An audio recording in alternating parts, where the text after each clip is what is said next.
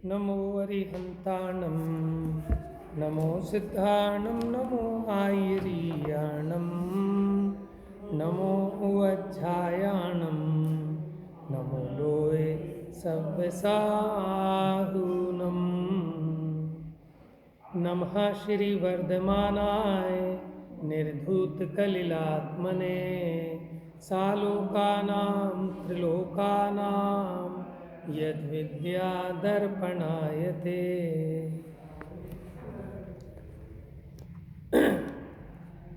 अपने माघ मास के 10 लक्षण धर्म चल रहे हैं, पता है ना। तो आज कौन सा धर्म का दिन है? उत्तम त्याग। तो थोड़ी चर्चा इसके आधार से उत्तम त्याग पे करेंगे।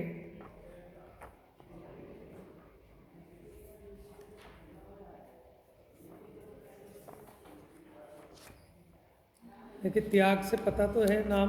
त्याग माने क्या होता है? त्याग माने क्या होता है? किसी चीज़ को छोड़ना, ठीक है। लेकिन ये उत्तम त्याग धर्म है तो उत्तम शब्द सम्यक दर्शन का वाचक है कि सम्यक दर्शन सहित त्याग करना। मेरे ग्रंथ में ऐसा लग रहा है उत्तम तप के बाद ये रहा उत्तम त्याग 307। ठीक है, चलिए इसको पढ़ते हैं। 307।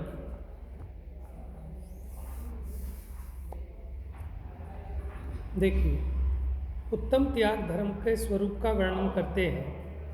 त्याग इस प्रकार जानना, जिन्होंने धन संपदा आदि परिग्रह को कर्म के उदय जनित पराधीन अभिमान को विनाशीक अभिमान को उत्पन्न करने वाला, तृष्णा को बढ़ाने वाला, राग द्वेष की तीव्रता करने वाला, आरंभ की तीव्रता करने वाला, हिंसा आदि पांचों पापों का मूल जानकर इसे अंगीकार ही नहीं किया, वे उत्तम पुरुष धन्य हैं। जिन्होंने इसे अंगीकार किया लेकिन फिर इसे हलाहल विष समान जानकर जीर्ण तृण की तरह त्याग दिया, उनकी भी अचिंत महिमा है। कितने ही जीवों का तीव्र राग भाव मंद नहीं हुआ, इसलिए समस्त परिग्रह त्यागने को समर्थ नहीं है। वे सराग धर्म में रुचि रखते हैं, पापों से भयभीत हैं। वे इस धन को उत्तम पात्रों के उपकार के लिए दान में लगाते हैं। जो धर्म के सेवन करने वाले धनवान हैं, वे अन्न वस्त्रादि द्वारा निर्धन जनों का उपकार करने में धन लगाते हैं।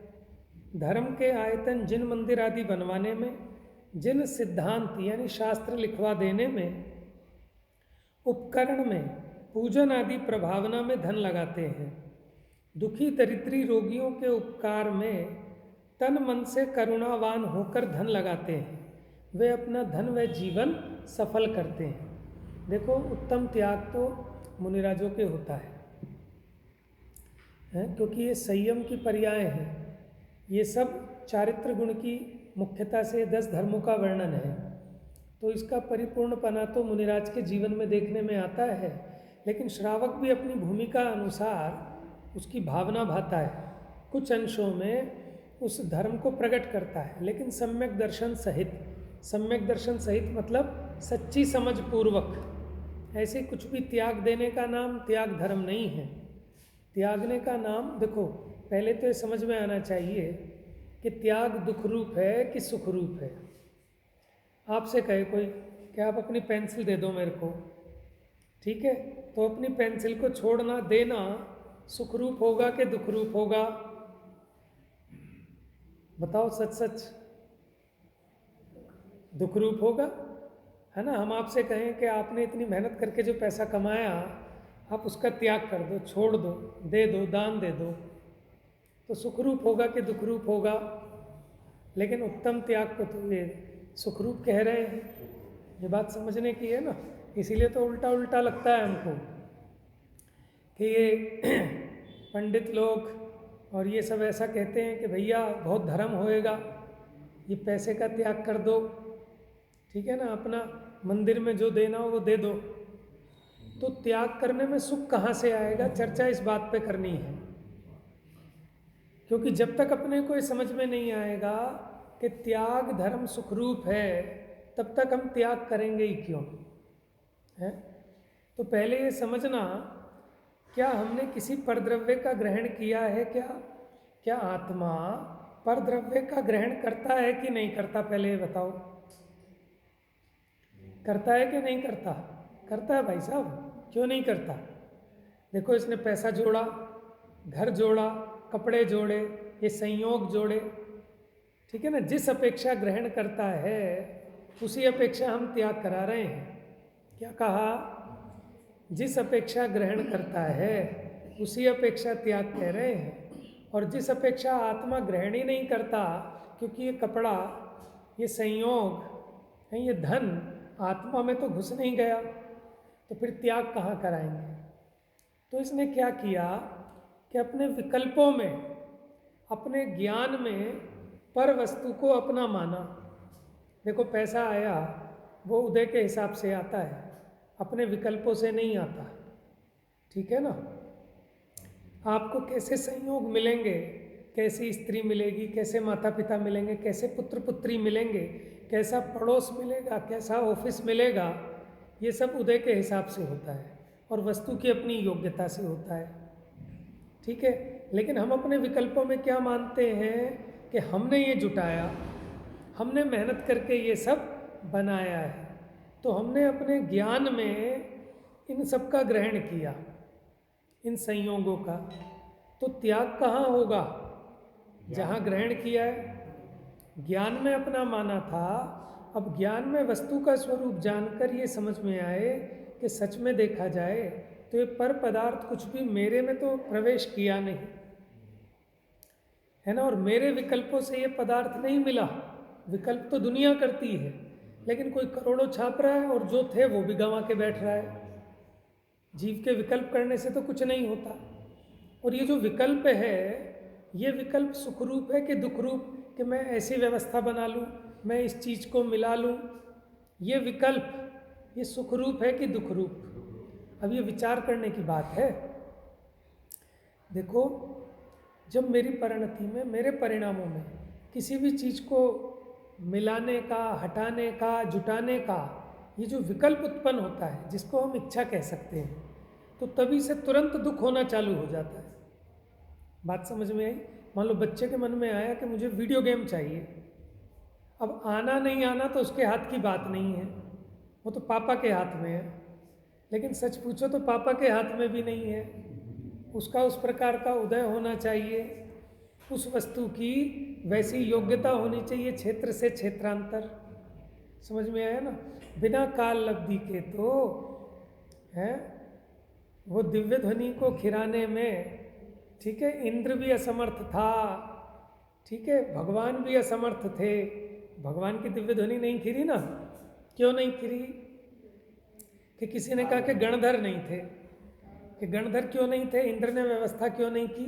इंद्र जैसा कार्यकर्ता हो और फिर ये गड़बड़ कि भैया बिना काल लब्धि आए इंद्र भी व्यवस्था करने में असमर्थ है, तो फिर इंद्र करता क्या है? विकल्प करता है और उस विकल्प से दुखी होता है। और जब उन विकल्पों को छोड़ दे तो दुख मिट जाता है। तो त्याग में किसका विकल्प करना है? कि ये जो अपने को इच्छाएं उत्पन्न हो रही हैं, ये जो विकल्प उत्पन्न हो रहे हैं, ये जीव को दुख रूप लगे, तो इन विकल्पों के त्याग में सुख दिखे।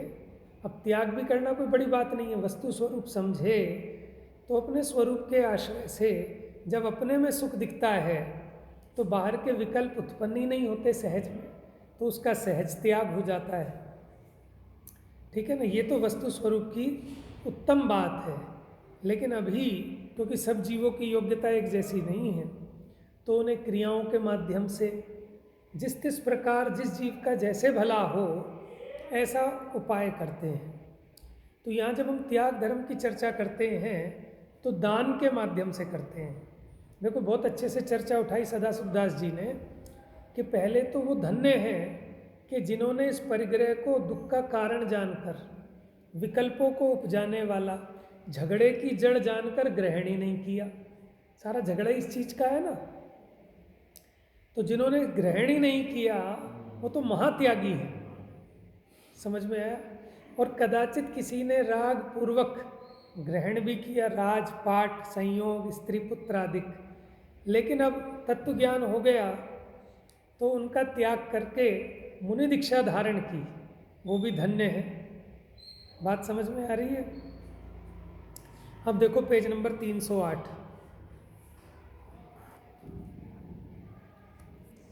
Second paragraph. कितने ही जीवों का तीव्र राग भाव मंद नहीं हुआ। अब ये हमारे जैसों की बात है ना? पहले तो वो है कि बाल ब्रह्मचारी कि जो फंसे ही नहीं संसार में, पहले ही समझ में आ गया, जिन्होंने अंगीकार ही नहीं किया।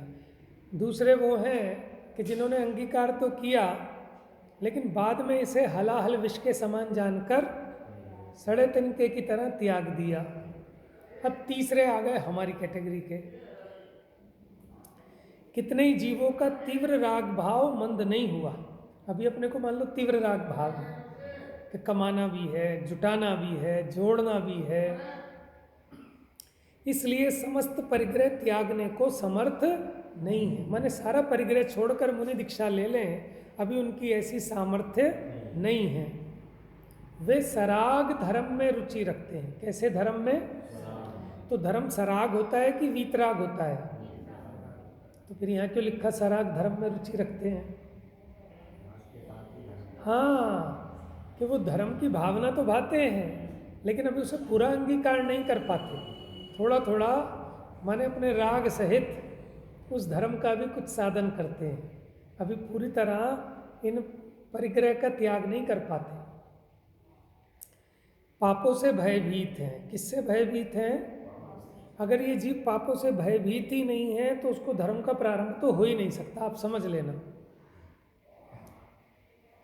वे इस धन को उत्तम पात्रों के उपकार के लिए दान में लगाते हैं।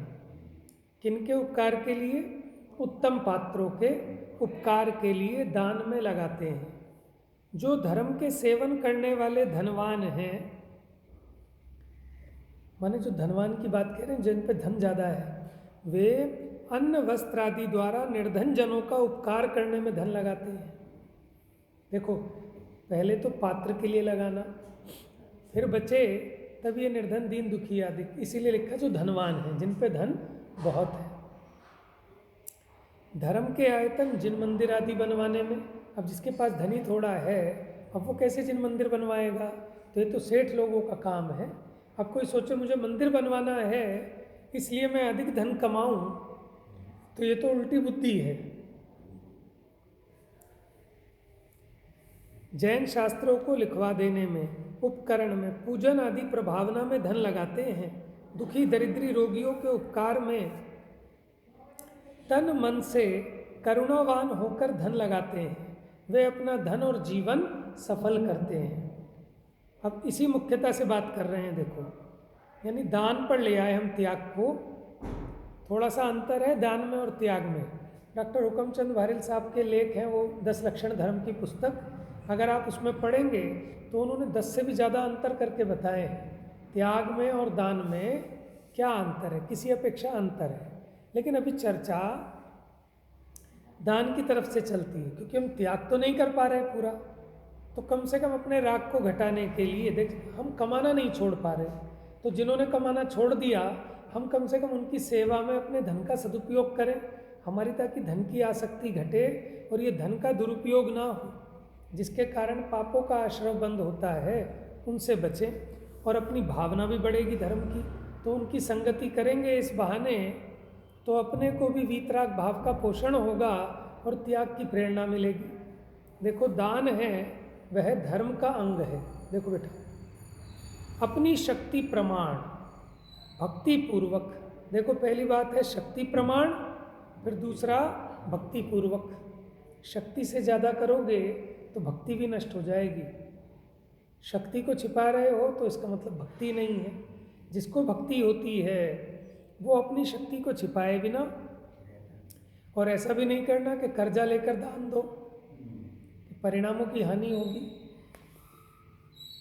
तो अपनी शक्ति प्रमाण भक्ति पूर्वक गुणों के धारी उज्जवल पात्रों को जो दान देता है, दान भी किसको देना है ये भी ध्यान रखना है। ये नहीं कि जिसको दान किया और वो धर्म का क्या करे, कि वो धर्म का प्रचार तो ना करे, धर्म की निंदा करावे, ठीक है, धर्म से विपरीत उपदेश करे, है ना, धर्म का घात करे, ऐसे को दान नहीं देना।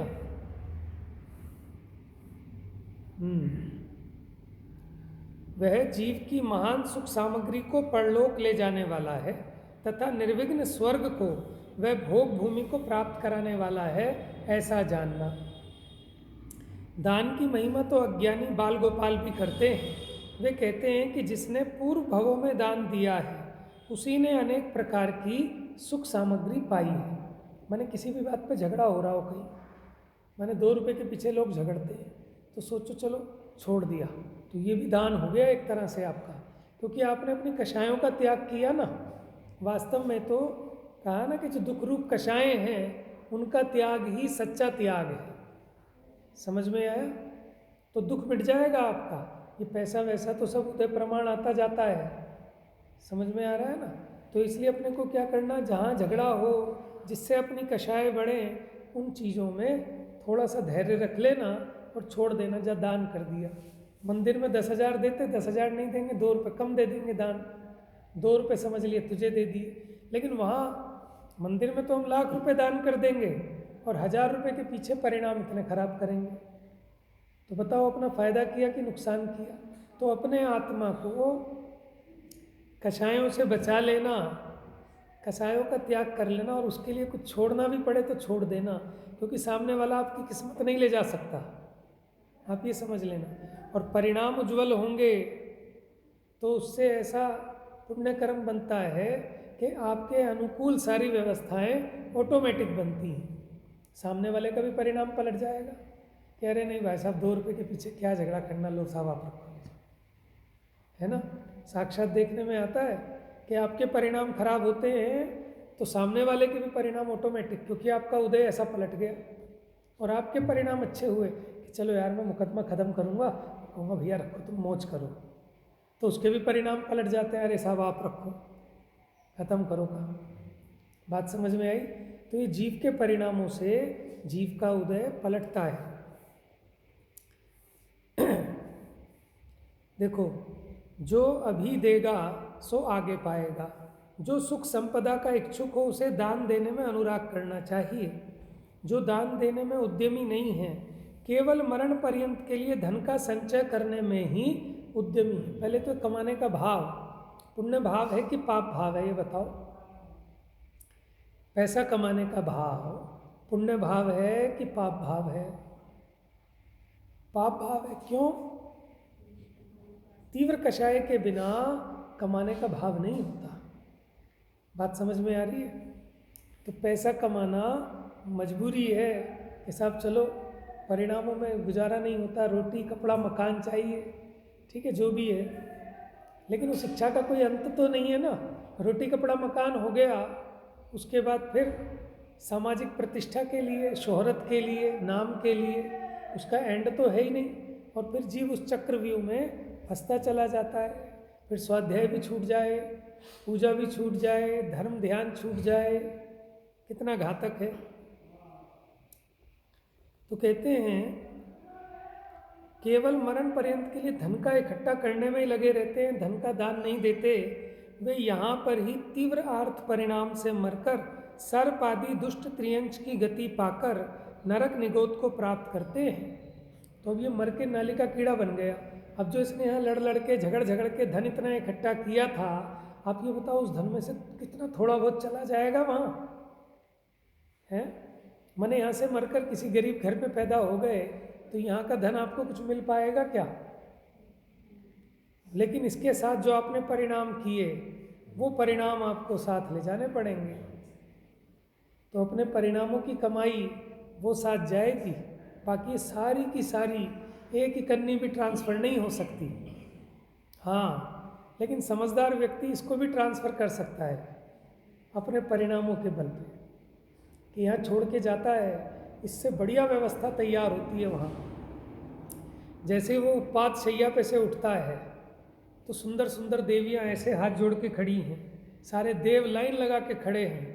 और वो उसकी आँख खुलती है और देखता है ये क्या, ये कहाँ आ गया मैं, ये कहाँ आ गया। जैसे कोई बच्चा सो गया हो और सोते सोते हम उसे उठा के ले गए कार में कहीं रिश्तेदारी में, अब वहाँ वो उसकी आँख खुले, वो कहे मैं कहाँ आ गया इतनी बड़ी जगह, ये कौन लोग हैं, ये कैसा नाच गाना चल रहा है, ये कैसी जय जयकार लग रही है। तो हम उसे बताते बेटा तुम यहाँ पहुँच गए हो। तो वो विचार करता है, तो उसको फिर अवधि ज्ञान जोड़ता है और उसे समझ में आता है अरे मेरा शरीर तो ये पड़ा मध्य लोक में, अभी लोग यहाँ रो रहे हैं, धो रहे हैं, देखो मेरी पत्नी रो रही है, बच्चे रो रहे हैं, ये समाज के लोग इकट्ठे हो रहे हैं कि जैन साहब चले गए, जैन साहब चले गए। ठीक है, उसे ध्यान आता है कि मैं इतनी अच्छी जगह कैसे आ गया। तो पूछता है कौन है इतनी सुंदर सुंदर देवियाँ। तो वो कहती है हम आप ही की सेविकाएँ हैं, हम आप ही की दासी हैं। और वो सोचता है वो मेरी घरवाली कैसी थी और ये कैसी है, ये सेवक कैसे, वहाँ नौकर कैसे थे, ये देखो ऐसे सुंदर इतने देव ये लाइन लगा के खड़े हैं मेरे लिए, गजब है।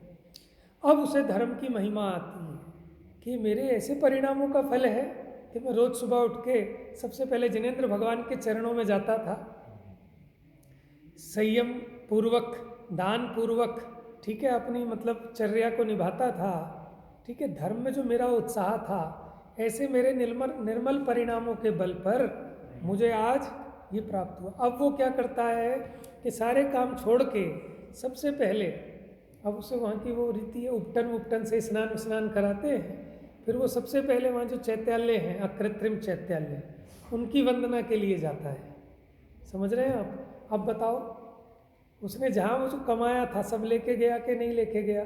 भाई सब कमा कमा के आप ऐसे नौकर ढूंढ के नहीं ला सकते, ऐसी पत्नी नहीं ला सकते, बच्चों का कलेश ही नहीं है वहाँ पे, देवों के बच्चे होते ही नहीं है, क्योंकि प्राण पीते हैं ना बच्चे, तो वहाँ पुण्य का उदय है, इसलिए देवों के बालक ही नहीं होते, बच्चे ही नहीं होते। और आजीवन उनके ऐसे उत्कृष्ट पुण्य का उदय रहता है, बिल्कुल मनोनुकूल सामग्री रहती है। आप बताओ देवों जैसे वस्त्र कोई कितने बड़ा धन्ना सेठ हो क्या पहन सकता है, बनवा सकता है? जैसे उनके विमान हैं, ऐसे विमान किसी के बन सकते हैं कि मन की गति से चलने वाले? समझ गए ना? तो कमा कमा के कितना कमा सकते हो आप, लेकिन देखो परिणामों की ताकत। तो इसलिए परिणामों को नहीं बिगड़ने देना। धन बिगड़े तो बिगड़े, तन बिगड़े तो बिगड़े, लेकिन धर्म को नहीं बिगड़ने देना। धर्म का घात हो गया तो सबरा ही घात हो गया। लेकिन बहुत सिंपल सी बात है, अभी तो यही बात समझ में नहीं आती और हम कहते हैं नियम सार की बात बताओ, तो कैसे समझ में आएगी? भैया शेरनी का दूध स्वर्ण पात्र में ही ठहर सकता है। समझ में आया? तो इतनी उत्तम धर्म की बात किसके हृदय में उतरेगी कि जिसको कम से कम इतनी कसाई की मंदता हो। विशुद्धि के बिना देशना निष्फल जाने वाली है। अगर परिणामों में विशुद्धि नहीं होगी तो उत्तम देशना भी प्राप्त हो, साक्षात तीर्थंकर के समोशरण में भी होके आए, तो भी इसको फल नहीं करती वो। देखो ये बात छोटी सी है, लेकिन ये बात समझ में नहीं आती अच्छे अच्छों को कि ये धन क्या साथ जाएगा। घरवाली भी कई बार समझा देती है, अरे काहे को लड़ रहे हो भैया, उम्र हो गई तुम्हारी लाला जी, क्या लेके जाओगे, छोड़ दो, दे दो नौकर को, 2 रुपये फालतू चले गए तो क्या हो गया। सेठ जी कहते हैं हाँ ऐसे कैसे दे दूँ, ऐसे कैसे दे दूँ। समझ में आया ना? ये बात तो सामान्य जन को भी समझ में आती है, भैया इतना भोग पाओगे नहीं, ले जाने की व्यवस्था है नहीं, और यही अपना धन ही ठीक है मृत्यु का कारण बन जाता है। इसी धन के पीछे नौकर गला दबा जाता है। समझ में? अपने बच्चे दुर्गति कर देते हैं इस धन के पीछे, तो बड़ी खतरनाक चीज़ है ये। लेकिन इसी से ये अपने जीवन को सफल भी कर सकता है। बुद्धिमानी चाहिए। धन पाना तो दान से ही सफल है, दान रहित का धन, समझ लेना क्या कह रहे हैं, दान रहित का धन घोर दुखों की परिपाटी का कारण है। आप सोचो मैं अकेले अकेले खा जाऊं और किसी को नहीं खिलाऊं तो भैया पचने वाला नहीं है। समझ में आया?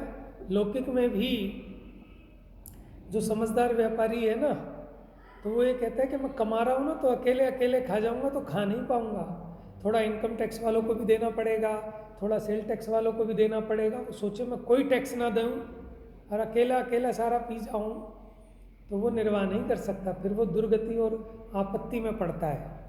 बात समझ में आ रही है? मतलब लोगों की बैलेंस शीट में करोड़ों करोड़ों रुपए का टैक्स देते हैं और फिर परिणामों में दुखी होते रहते हैं। समझ में? तो फिर भैया इतना कमा क्यों रहे हो कि 40% तो टैक्स में चला जाएगा। 1 करोड़ कमाया और 40%, 40 लाख रुपए टैक्स दे दिया। समझ में? कहें कि समझदारी है। दान रहित का धन घोर दुखों की परिपाटी का कारण है। यहाँ पर ही कृपण की घोर निंदा होती है। जो कंजूस है उसकी सब निंदा करते हैं। इसका मतलब ये नहीं है कि जिसको मर्जी दान दे देना। समझ में है? शराब पीने वाला, ठीक है, कोई कैसा बकरे काटने हैं, बलि चढ़ानी है, लाओ दान दो, धर्म करना है। समझ में आया?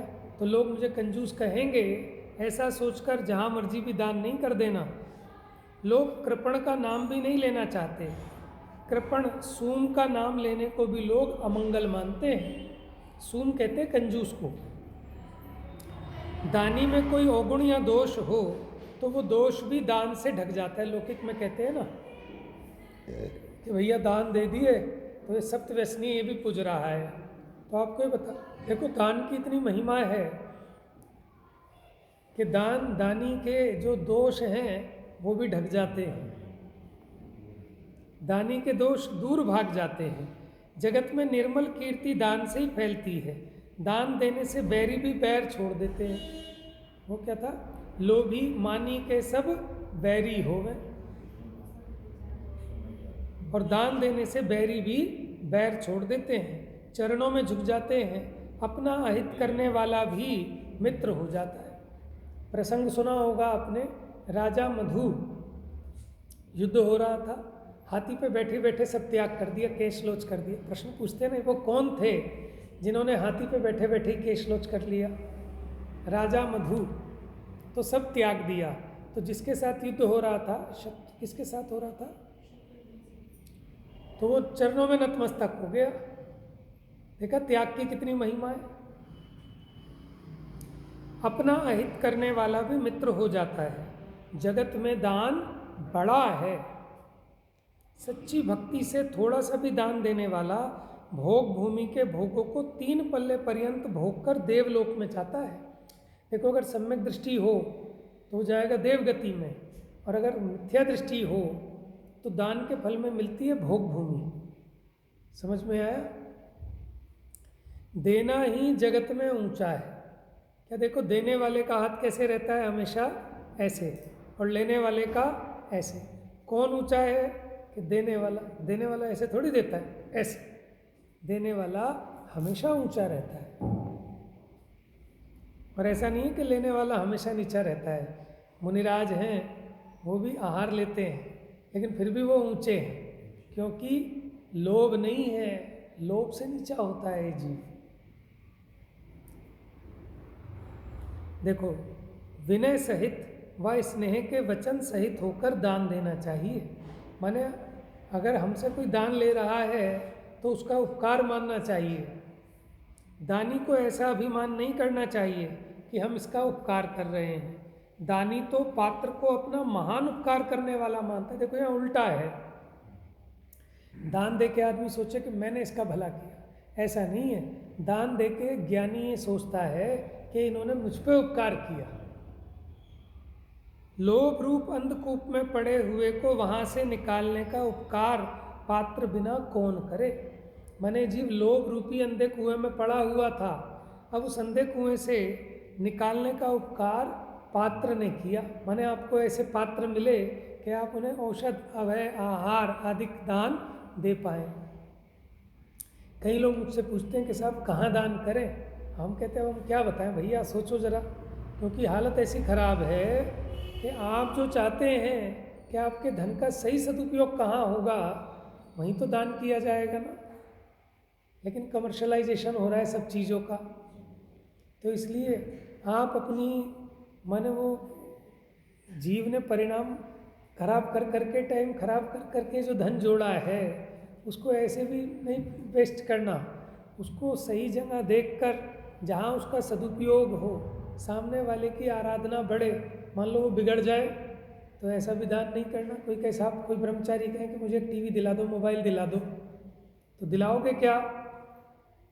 होएगा दान कि मैंने फला ब्रह्मचारी जी को मोबाइल दिलाया? समझने की बात है, हैं?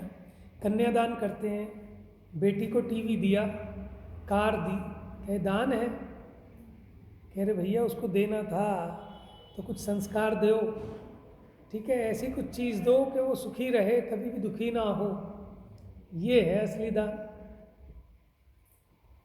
और अपने यहाँ कोई कन्यादान नहीं होता, कन्या कोई दान करने की वस्तु नहीं है। समझ में आया ना? ये अन्यों के यहाँ चलता है, करो साहब कन्यादान, वो कोई दान करने की चीज़ नहीं है। पात्र बिना लोभियों का लोभ नहीं छूटता, पात्र बिना संसार से उद्धार करने वाला दान कैसे बनता? धर्मात्मा जनों को तो पात्र के मिलने के समान तथा दान देने के समान अन्य कोई आनंद नहीं है। माने बात समझ में नहीं आएगी आपको कि ऐसा क्या है कि त्याग करने में सुख लगता है, दान देने में। कई लोग कहते हैं जैन लोग मूर्ख हैं, इतने इतने करोड़ों करोड़ों रुपए दान दे देते हैं। लोग तो जोड़ने के पीछे पागल हो रहे हैं, और ये इतना दान कैसे दे देते हैं कि दान दे मन हर्ष विषय, बड़ापना, धनाढ्यपना, ज्ञानीपना पाया है तो दान में ही उद्यम करो। 6 काय के जीवों को अभय दान दो। देखो भैया दे सकते हो कि नहीं दे सकते? क्योंकि साहब हम पे तो पैसे ही नहीं है, हम कहाँ से दान देंगे? भैया नहाते हो ना, पानी छान के नहाओ, पानी छान के काम लो। तुमने षटकाय के जीवों को दया दान दे दिया, अभक्ष नहीं खाओ, देख के चलो, जीवों की हिंसा नहीं करो, तो है कि नहीं है दान? अभक्ष का त्याग करो, बहुत आरंभ को घटाओ, देख शोध कर उठाना धरना करो, यत्नाचार रहित निर्दय होकर प्रवर्तन नहीं करो, किसी प्राणी मात्र को मनवचन काया से दुखी नहीं करो, किसी को दूसरे का दिल दुखाने का अभिप्राय मत रखना, दुखियों पर करुणा ही करो, ये ही गृहस्थ का अभयदान है। हमारी भूमिका से ना श्राप का चाह रहे, तो हम कैसा अभयदान कर सकते हैं उसकी बात है। इससे संसार में जन्म मरण, रोग शोक, दारिद्र्य, वियोग आदि संताप के पात्र नहीं बनोगे। ये जीव ये तो उपक्रम करता है कि कौन सा शनिचर चढ़ा है, शनिचर को कैसे उतारूं, मंगल को कैसे ठीक करूं, 7.5 लग गई, ज्योतिषों के धक्के खाता है, तांत्रिकों के पास जाता है कि तुम्हारी सारी आपदाएं, ठीक है, भूत शाकिनी डाकिनी ये सब उतर जाएंगे, जो माने ऐसे षटकाय के जीवों की दया पालेंगे, सारे बुरे ग्रह दूर हो जाएंगे। ये जीव को समझ में नहीं आती बात है ना। जीवों की हिंसा करे, अनछना पानी यूज़ करे, रात्रि भोजन करे, तो भी वो ग्रह भी कहाँ से सही रहेंगे इसके, हैं? ग्रह कुछ और नहीं है, इसके कर्म का वो साता असाता का उदय है बस। वो संसार के बढ़ाने वाले, हिंसा को पुष्ट करने वाले, मिथ्या धर्म की प्ररूपणा करने वाले, युद्ध शास्त्र, श्रृंगार शास्त्र, मायाचार के शास्त्र, वैद्यक शास्त्र, रस रसायन, मंत्र जंत्र, मारण वशीकरण शास्त्र महापाप के प्ररूपक हैं। बताओ, इनको अति दूर से ही त्याग देना चाहिए। देखो अपेक्षा से बात लेना, अब जो जीव इसी को करके धर्म मानते हैं और इसमें हिंसा भी होती है। देखो जो वैद्यक शास्त्र है, आप औषधियाँ बनाओगे तो आप कितनी भी सावधानी से करना, और आप ये मत समझना कि आयुर्वेदिक है तो ये भक्ष्य है। आयुर्वेदिक में एलोपैथिक से भी ज़्यादा भक्ष्य मिल जाएंगी। मैंने सर्च की थी उस पर गूगल पे, तो ऐसी बहुत, मैं कोट्ट कलम में भी पूछा था उनसे, कोट्ट कलम है ना, तो बहुत सारी यहाँ ऐसी होती हैं जो नॉनवेज वाली बनती हैं आयुर्वेदिक की औषधियाँ। हाँ, केरला वालों का जैसे है आयुर्वेदिक, उसमें कोई कोई ऐसे हैं कि बकरे के किस चीज़ की सूप, माने वो आंत का या किसी चीज़ का, वो भी डाला जाता है। ऐसी ऐसी बीमारियाँ उनके इलाज के लिए, समझ में। और पीछे तो पकड़े गए थे वो हिरण आदि के सींग, उनके नाखून और ये सब चीज़ें, बात समझ में आ रही है। तो इसलिए वहाँ भी देख शोध कर, मुझे बताओ, आप अपने घर में हल्दी यूज़ करते हो, लेकिन आपको पता है आप साबुत हल्दी लाए और उसमें भी कितनी ढूंढ ढूंढ के लानी पड़ती है, मिलती ही नहीं है, वो बीजी भी मिलती हैं ज़्यादातर, छेद छेद होते हैं उसमें, ठीक है ना। कितना मुश्किल से आप उसको चुगो और फिर कुछ टाइम तक अगर ना पीसो 10-20 दिन में फिर वो भी बीत जाती हैं, ठीक है। तो वो भी तो एक औषधि है। ऐसी जितनी भी जड़ी बूटियाँ हैं, अब वो तो इकट्ठे के इकट्ठे भरे, उन्हें कुछ मतलब नहीं है, उस पर ऊपर से भी जीव चलते रहें तो उसका भी कहाँ हो। उसे फैक्ट्रियों में जो बनती हैं वो तो भर के ऐसे ट्रकों में आती हैं, और वो थोड़ा वो छन्ना वन्ना जो भी उनका ऑटोमेटिक सिस्टम है उसमें जाकर वो पिस गई सारी की सारी। उन्हें थोड़ी ना मतलब है कि उसमें कीड़े पड़ रहे हैं कि बीजी हुई है। तो ये मत समझना कि आयुर्वेदिक औषधि है तो वो भक्ष्य है। तो पहले तो काम ऐसा करो ना कि आपको औषधि की ज़रूरत ही ना पड़े। वो बात ही समझ में नहीं आती। आप षटकाय के जीवों की दया पालोगे, आपको जीवन में कभी औषधि खाने की ज़रूरत नहीं पड़ेगी। लेकिन जीव को वो काम तो लगता है कठिन, और ये हॉस्पिटलों की लाइन में लगा रहेगा पूरे दिन। समझ में आया ना? थोड़ा पैसा कम कमा लो, है ना, थोड़ा कम खाना और गम खाना, ये जीव को सदा सुखी रखता है। जो कम नहीं खाते और गम नहीं खाते वो सदा दुखी रहते हैं, हैरान परेशान रहते हैं। भूख से एक रोटी कम खाना, कभी एसिडिटी नहीं बनेगी, गैस नहीं बनेगी, स्वस्थ रहोगे। समझ में आया? और थोड़ा गम खा लेना, कभी कोर्ट कचहरी मुकदमे नहीं होंगे, कभी हैरान परेशान नहीं होंगे, बहुत टाइम बच जाएगा।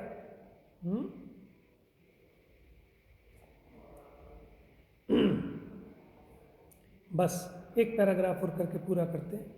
भगवान वीतराग सर्वज्ञ के कहे, दया धर्म की प्ररूपणा करने वाले, स्यादवाद रूप अनेकांत का प्रकाश करने वाले, नए प्रमाण द्वारा तत्वार्थों की प्ररूपणा करने वाले शास्त्रों को अपने आत्मा को पढ़ने पढ़ाने के द्वारा आत्मा के उद्धार के लिए अन्य को वह अपने लिए दान करो। आह क्या बात है कि अगर आपने बढ़िया सुंदर व्यंजन बनाया है तो मेहमानों को तो खिलाओ, लेकिन खुद भी तो खाओ। तो ये दान दूसरों को ही नहीं करना, स्वयं को भी करना। अपने को दान कैसे करना कि आत्मा का हित करने वाले ऐसे जो शास्त्र हैं उनको स्वयं पढ़ो, दूसरों को पढ़ाओ। तो ये दान है अपने आत्मा के लिए। बात समझ में आ रही है? अपनी संतान को ज्ञान दान करो। क्या क्या दान करो अपनी संतान को? ज्ञान दान। कन्यादान कन्यादान छोड़ो, ज्ञान दान करो। तथा अन्य धर्म बुद्धि वाले, धर्म के रोचक इच्छुक हों। जबरदस्ती तो आप किसी को नहीं कर सकते।